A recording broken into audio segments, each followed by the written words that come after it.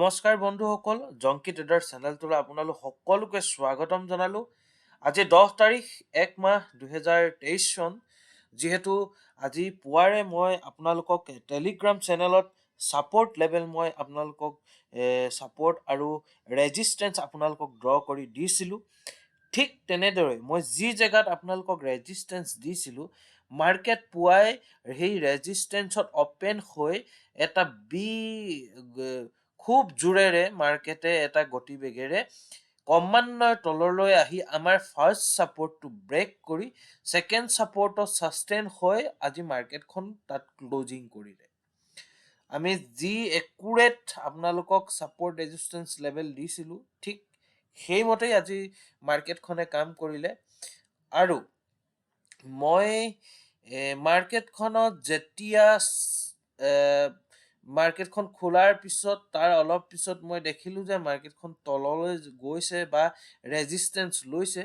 তাৰ পাছতেই মই এটা ট্ৰেড ইনিচিয়েট কৰিছিলোঁ। সেই ট্ৰেডটোত মই প্ৰায় 14,367 টকা মই প্ৰফিট কৰিলোঁ। আৰু আজিৰ দিনটোত মই ইমানকেইটাই প্ৰফিট কৰিলোঁ। আৰু আপোনালোকক মই অহা কাইলৈৰ বাবে ছাপৰ্ট ৰেজিষ্টেঞ্চ কি হ'ব মই আপোনালোকৰ মাজত মই আপোনালোকক স্ক্ৰীনত ধৰি ৰাখিছোঁ। এয়া অহা কাইলৈৰ বাবে ছাপৰ্ট ৰেজিষ্টেঞ্চ হ'ব। আৰু আপোনালোকে অহা কাইলৈ যদি গেপ ডাউন খোলে বা ফ্লেটো খোলে, আপোনালোকে চেষ্টা কৰিব কাইলৈ বাই কৰিবৰ বাবে। কাইলৈ মোৰ বুলিছ ভিউ, মাৰ্কেট কাইলৈ ওপৰলৈ যাব, মোৰ বুলিছ ভিউ হয়।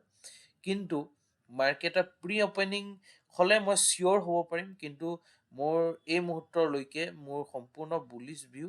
আৰু আজিৰ দিনটোৰ প্ৰফিটটো আপোনালোকে গম পালেই।